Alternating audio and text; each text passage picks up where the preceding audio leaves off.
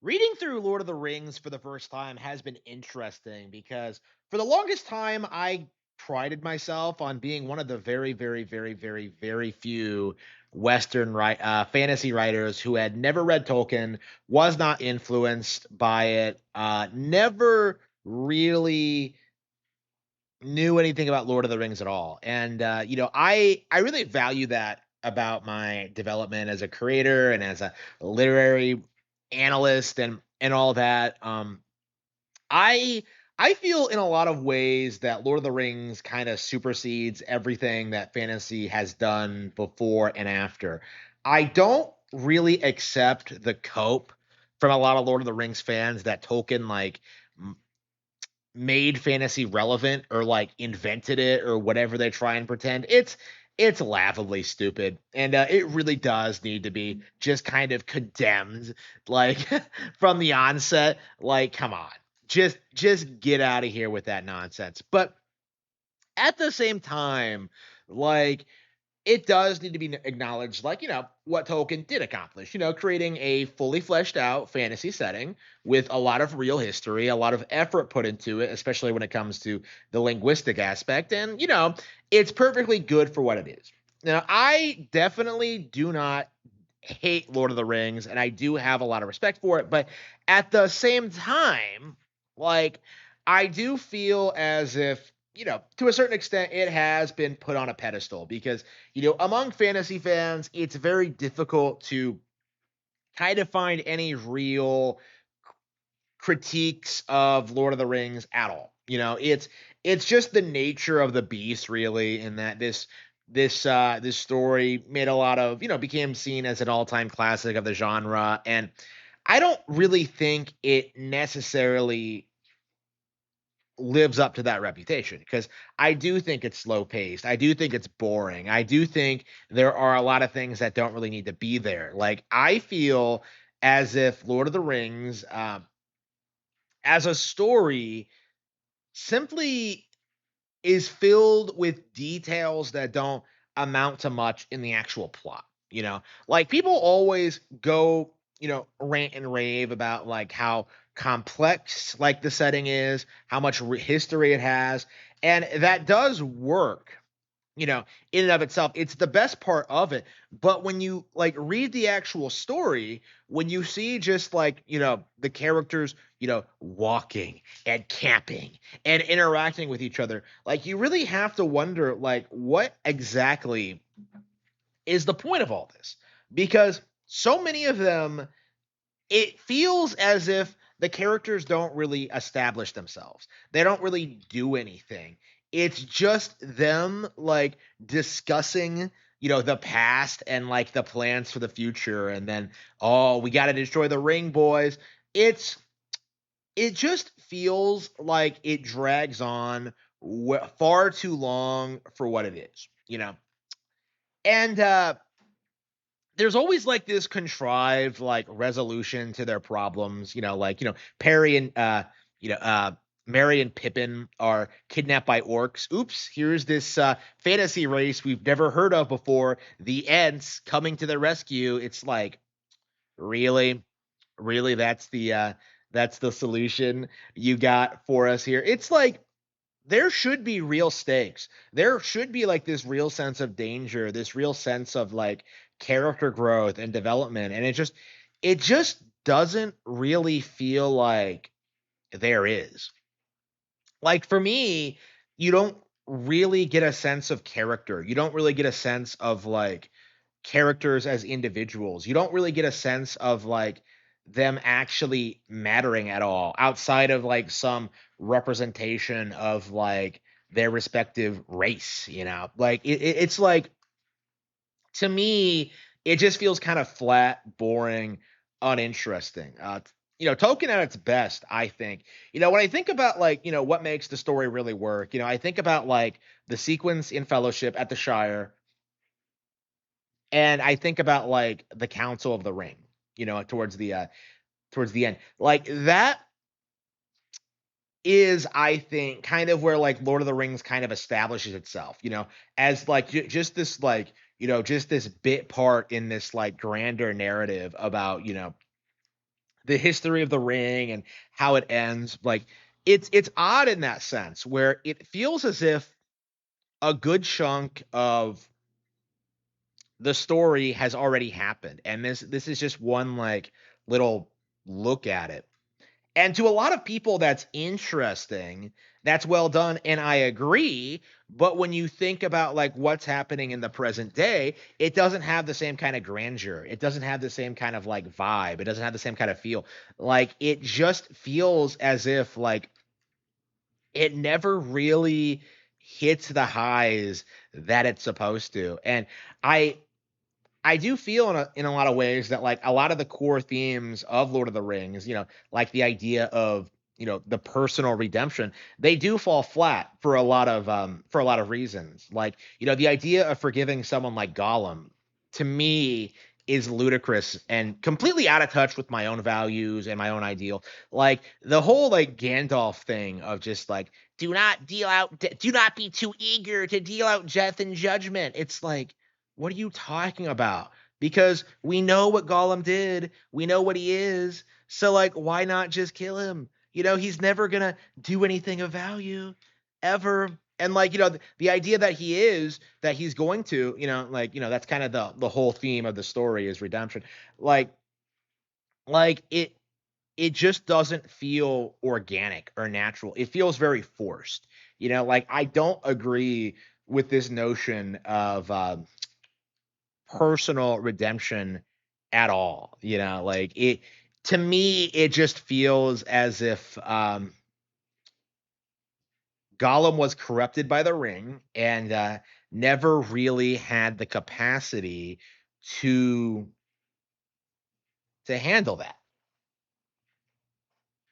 We see this in real life with drug addicts and people with like serious addictions to stupid things. Like, you were allowed yourself to be in this position. You allowed this to happen. Someone disciplined like Gandalf never was tempted by the ring because he knew that he can't touch it. He can't handle it at all. He deliberately sets about this task to destroy the ring, to wipe it from the earth because of just its corrupting, all encompassing influence. But, with someone like Boromir, when he succumbs to it, he is, in a sense, completely fucked. And it leads to the end of the fellowship. I don't understand this notion that Gollum is somehow capable of personal redemption when someone like Boromir, who was just like, corrupted by just being around it so much, isn't or didn't, Like to me, like the danger of the ring is real, but that also extends to the people it influences. Like if someone is influenced by the ring, like you should just fucking kill them. Like this isn't complicated. This isn't some like major moral dilemma. It's like okay, like this thing is evil, but we have to destroy it by any means imaginable. The entire concept of personal redemption is one of the defining copes of people who are against the death penalty. Like, oh, he doesn't deserve to die because bad things happened to him when he was young. He was hungry. That's why he murdered all those orphans and he did all this terrible stuff. It's because we as a society didn't do enough for him. Like, you are responsible for your own actions. I don't care if some evil ring forged by a dark lord influence compelled you to do it. Like, you still did it, and you need to be put at the end of a rope. Like, this isn't complicated. This isn't some major moral dilemma. Like Frodo was right at the beginning. Like, fuck Gollum. Fuck everything he does and he stands for. And just, this is like my big problem with Lord of the Rings is that thematically it doesn't really come together all that well. I think one of the major failings of Christian philosophy is this idea that all of us are the same, that we're all equal, that people are fundamentally good. But the reality is, people are good when they're forced to be, when they have an incentive, when like people pressure them to do it. Because otherwise, they just become like these unhinged, degenerate, insane people. And that's what we've been seeing over the past 100 years as Christian morality has succumbed to degeneracy, to secular thinking, to just feminism, all this like, leftist nonsense. Like we are seeing the end result of, personal redemption is that people think that like, well, if things get too bad for me, I can just redeem myself instead of, actively working towards that goal every day. Like that's kind of my issue with this thinking is that there is no like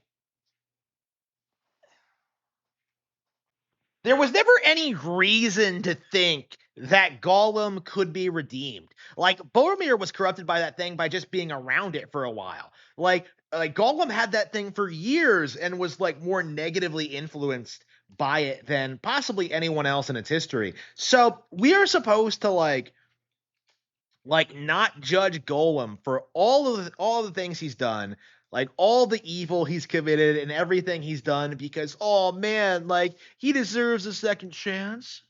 Like absolutely not. Like that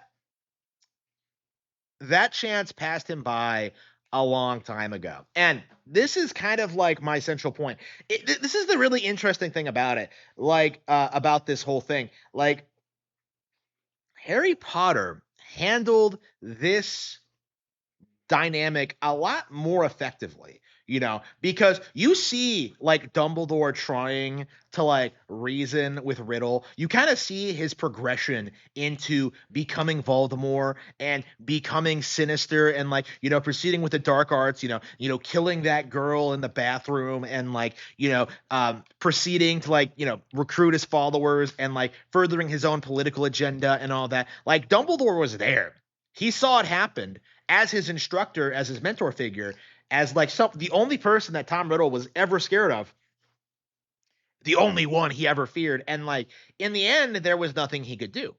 Dumbledore was this incredibly forgiving person who like, successfully reformed people with criminal records, who worked with criminals in regards to, like the Order of the Phoenix, who's like done all this like social work and all this like real stuff, in regards to like make giving these like advocating for the rights of criminals while still acknowledging the reality that Voldemort in a sense is completely irredeemable. Like after a certain point there is nothing more you can do. Like in this sense it's really interesting how Harry Potter is like was made by a liberal in this sense, and yet it's so much more based and traditional in this way. Everyone's going around armed all the time. There's so much more proactive things being done about the evil. Like, it's kind of crazy reading Lord of the Rings how it feels like the vast majority of the population have no idea that like Sauron's even back. It's like really you're gonna leave like destroying the ring to like a handful of people. It's like all right, come on.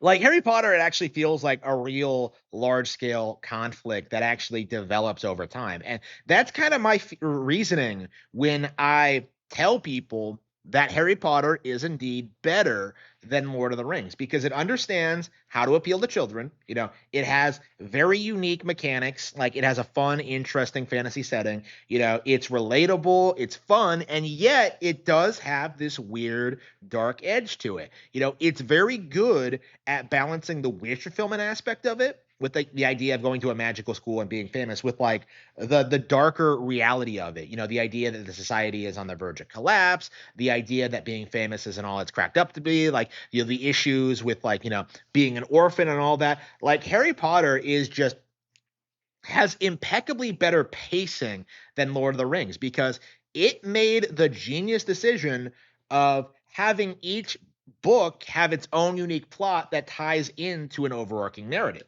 With Lord of the Rings, the overarching narrative, a lot of which, isn't even detailed in the book and goes deep into the lore and into the Silmarillion. Like it's like very plotting and it basically leads up to its conclusion like over a series of books with no real like resolution to anything up until like the final. With Harry Potter, you have like, a core plot of the book, a unique situation that's wildly different than anything we've seen before. The characters grow up, they age, they learn more, they develop as characters, form new relationships, like develop their skill sets, and eventually it leads up to the grand finale. It concludes with defeating Voldemort and actually fucking killing him, as opposed to Lord of the Rings, where every book, actually a part of one overarching novel, just kind of ends on this like weird anticlimactic just thing, like, ooh, the Fellowship is broken up, ooh, Boromir succumbed to the ring, ooh, it's like it's nowhere near as compelling or interesting. It just feels as if nothing ever really reaches a proper satisfying conclusion, and the characters don't feel like they grow, they don't feel like they develop, they just feel as if you know it's kind of lazy and forced. It just feels as if it's not fun to read, honestly. Like it's just so much of this. It's like an entire book of like the camping sequences in Deathly Hallows. That's kind of the way I see it.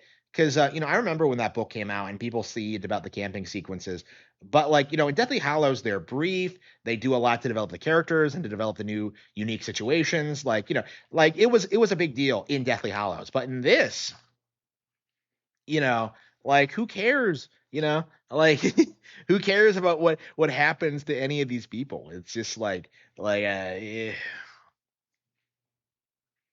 to me it's kind of shocking how poorly constructed Lord of the Rings at is as an actual story. It's shocking how it just pales in comparison to the vastly superior Harry Potter books. It it is just very, very interesting reading this for the first time and coming away thinking that, like, the Chronicles of Narnia were better. Like it's very interesting kind of looking at this book, as a creator and kind of realizing that like it's very over designed in a lot of ways, because there are all these details packed in into the world, the setting, the lore, and yet like it doesn't benefit the actual story at all.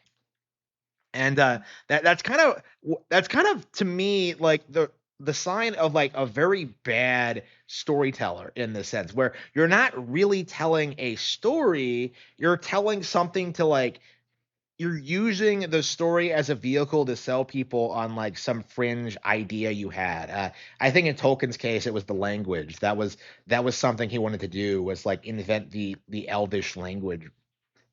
So like, this is a really good example of what like frauds do when they're constructing novels, is just have this weird idea and then never like develop it into a cohesive whole. And that's kind of how I feel about Lord of the Rings, is that like it's not cohesive. Like it's way too long for what it is. It doesn't feel like intense enough. It doesn't feel like enough happens. Like there are definitely good aspects to it, but as an overwhelmingly whole, like as a whole, like it really meanders and doesn't really feel like it has any real weight to it. Like it is like kind of shocking how much of this that like just feels like plotting and just feels like it's not really going anywhere. Like how many towers are we gonna come across, man? Like it's like I I definitely feel as if Tolkien is overhyped in the same way that like Dune is overhyped, where it's like it's something that boomers grew up with, and so they put it on a pedestal and hyped it up above like the far superior things that would come later. You know, like this is I remember just how aggressive everyone was in like pretending and I think still are in like hate, in just downplaying Harry Potter and saying it wouldn't go on to be like a fantasy mainstay, and like 20 years later after the final book was published, that couldn't be further from the truth. We're seeing that more and more all the time. And honestly, like it's eclipsed Lord of the Rings in relevancy already.